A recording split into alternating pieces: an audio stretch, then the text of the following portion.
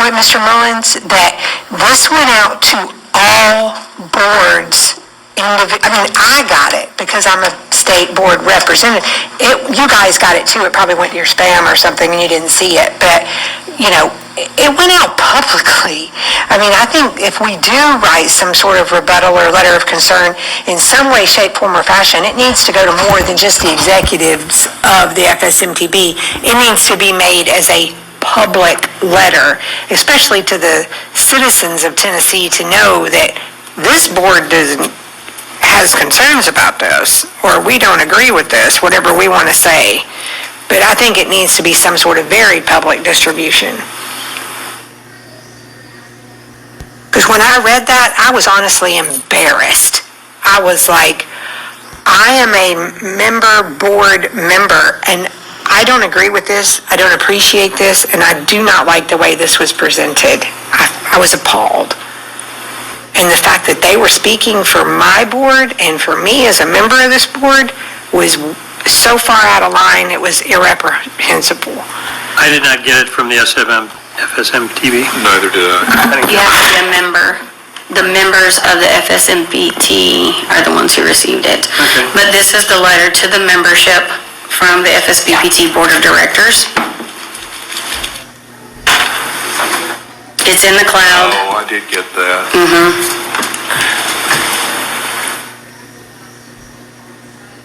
You got to make that bigger. What's it under? It's in the file at the very bottom. It's the PDF at the very bottom. It just says D Federation. It came in your email. I got mine on October 25th. If you want to search by date, it might have gone to your spam, but it came from the Federation. I can try to make it a little bigger for those in the audience. Let's see here. It says it's from the SFMTB Board of Directors, and it went out as a letter representing the FSMTB. Where was from whom? It was from FSMTB.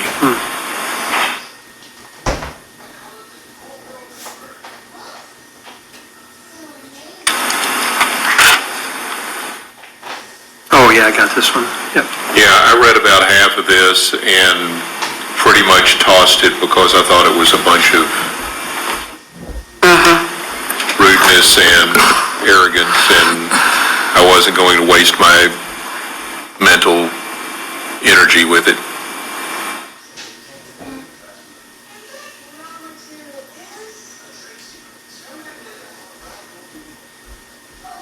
And they say in Section 2, all members had the opportunity to speak and all members were heard. Decisions were made at times by both the president and by input from the membership to stop belaboring repeated points. How condescending is that? And from our own director's perspective, there were closed-door meetings that people that weren't represented by the membership were basically appointed when it was an elected position.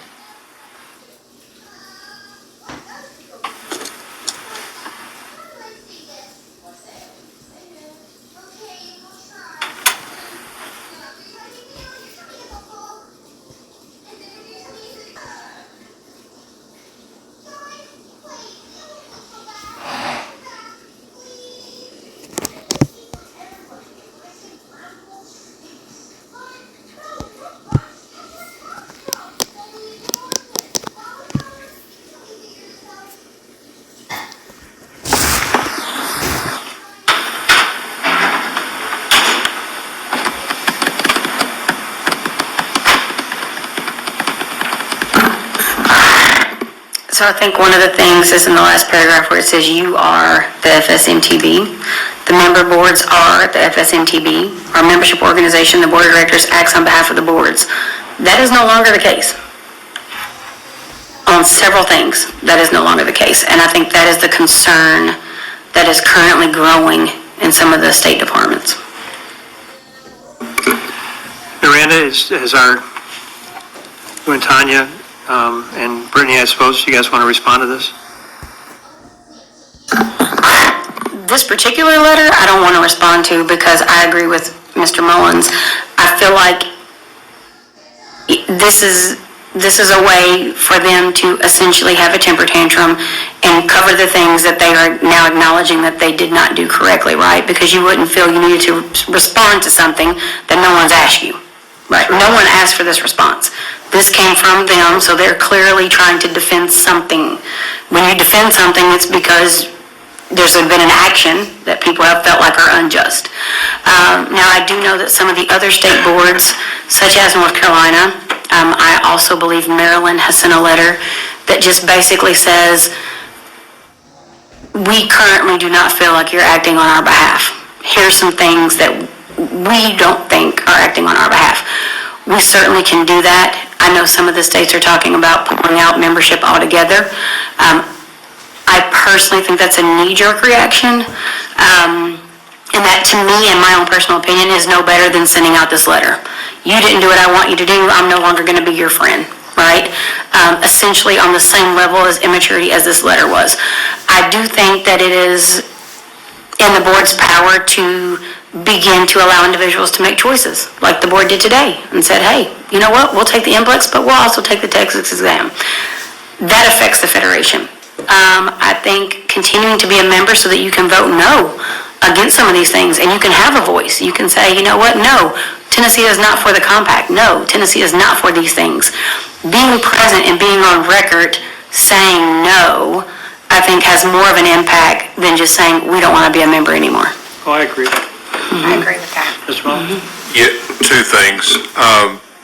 Number one, with regard to, secondarily responding to this, instead of having a knee-jerk reaction, I think it would be wise to consider the potential implications of sending a letter. Because depending upon the tone of the letter, there could be implications. Secondly, based on an earlier discussion that we had, I would like to take under consideration looking at an organization like PSI and seeing what would it cost to have our own exam, and just, begin to open that door. Because, as you said, it will be a long process. And in order for us to do anything, we need to have information to be able to make that decision. So I would offer that for the board's consideration. Yeah, but I think having our own exam is a great idea. Well, Mr. Velker, do we need a motion that Tennessee begin the process of creating our own exam? Do we need a motion on that? I think the first thing that we need to do is probably put forth a task force to gather this information, because in order for us to be able to do anything, we have to have criteria. So when we go to contracts and we go to procurement and say, we need you to bid us a contract, I have to have some sort of content in hand that says, I need you to bid out a contract that includes this. I won't have that. I'm not an LMT. I don't want to request information and then miss something very important to you all. I think that while we know it's going to be an ongoing process, I think the first step is put some people around the table that I can ask questions for. I understand the procurement process very well. I used to do procurement in another department. What I need to know is what is important to you all. What needs to be part of this bid package so that when we send it out to companies that offer these exams, such as Pearson VUE or PSI or whatever vendor would like to bid on it, I need to tell them what it is I need them to bid on. And then we turn it over to contracts, just like we did with the TEMPAP contract. They have a generic shell of a package. This is what we need. They then take it, it follows their process, whoever those bidders are. They send an email out to everybody who offers that service. We need an exam. Here's 12 vendors that offer that service. Those vendors send back their bids, should they choose to bid. Those procurement contract evaluators review each and every one of those packages. Whatever package seems to be the best of whatever comes back, that is the package that will be presented to the board. And that is the very same process that happens every year when we renew the peer assistance contract. You know, recently, it's been TIMPAP every year. So essentially, having that task force to get that content together, figure out what it is we want, how many questions it needs to be, does it need to be digital, does it need to be on paper, does it need to be offered in different languages, all of those are things that I would need a task force to tell me. We could put that package together, bring it before the board then say, okay, I don't like this, add this, take out that, then that's what I would take to procurement. But I don't have any of that. I can't start at step 4, I need to start at step 1. So I think a task force is necessary. I'm sorry, Ms. Miranda, I didn't hear you. What was that? I believe a task force is necessary. And in a task force, we actually don't have to have board members present if they don't want to be. If they do want to be, we can only have one board member present. Who does have to be present is someone from the administrative office and the legal office. So if we have one board member who wants to participate in this, ideally it would need to be a licensed LMT to be able to contribute to the exam questions. And then we would also need to know who else would I need to reach out to ask them if they want to serve on this task force. I mean, obviously, we would need representation, as much representation as possible, but not a task force that's so overwhelming we can't get anything done. And we at least need an odd number so that if it comes to a vote on something, we have a winner and we're not just tying every time we turn around. Mr. Mullins? Mr. Chair, I would be willing to help with that task force. I think that my lease is obviously a good resource. Charles would be, I think, a good resource as well. Yeah. You're in? What about Mindy? Would you be interested in something like that?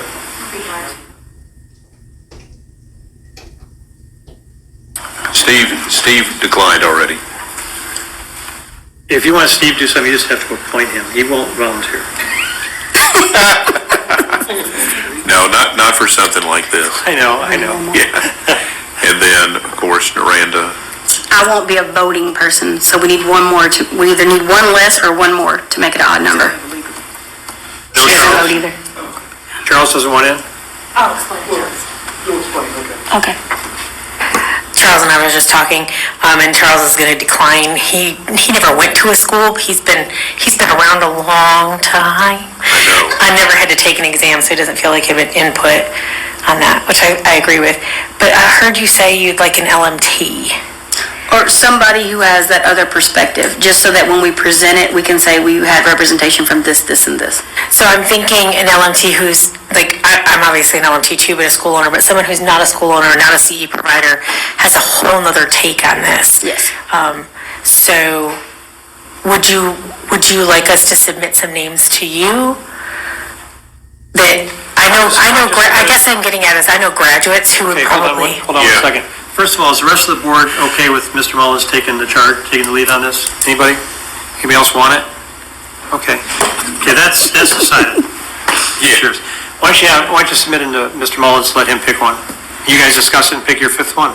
That way you can just pick one at random and not have any bias Right. at all, because I would have bias. Yeah, So sure. you just pick a name. Send me a list of half a dozen names and, Well, let's not just do names. Let's do names and some sort of resume, and then we'll verify in the Okay. system that they're in good standing. All right. And then we'll submit you the resumes, and then you can pick from the resume. okay. So send them to both of you. Send them to Yeah. us, and we'll distribute them after we review that they don't have Fair any enough. discipline. Yeah, I can do that. I don't want you to pick somebody who's been disciplined, and then I have to slap you No, around. no. Put it on the agenda for the February meeting, Yeah. and we'll vote on that task force at the February meeting. Is that good? That'll work. Okay. Put on the agenda for the February meeting, voting on what? The task force. Because we don't have, PSI. The people that we bring forward? Okay, we don't have the fifth person yet. gotcha. Or, So anyone, not just my lease, anyone in the audience who would like to submit somebody to participate on this task force, please send their resume to the administrative office, unit 2, hrb.health@dn.gov. We will gather those applications, and then we will get them into the right hand in order to get this task force up and running. I want to make a motion that the task force be comprised of Mr. Mullins, Mylese Nash, Mindy, Oldham? Oldham, and whoever Mr. Mullins chooses. That way we have the task force in place as soon as he chooses that person. That's my motion. Wait, that Sure, gives right. us 4, because Charles bailed out. Oh, he did bail out? I didn't say Charles. Originally we had 4, 3, 4. and we needed 1 more. Whoever he chooses is 5. Who's the 5th one? Whoever he chooses out of the No. Now we need 2. 1, 2, 3. 4. I can't vote. Oh, you said you wouldn't be a voting member? No. Okay. Brittany and I, or Michael and I, or whoever's the OGC person, we are taking notes and gathering information. So we need 2 LMTs. Mr. Yeah, Mullins? gotta pick. Bill picked 2. Okay, the motion that Ms. Mullins picks the 2 from the resumes that are gathered through the administration office. That's the motion. Okay. I'd like a second if they could. I'll second. Emily seconds. Any discussion further on this? All in favor, say aye. Aye. All opposed? Did you say aye?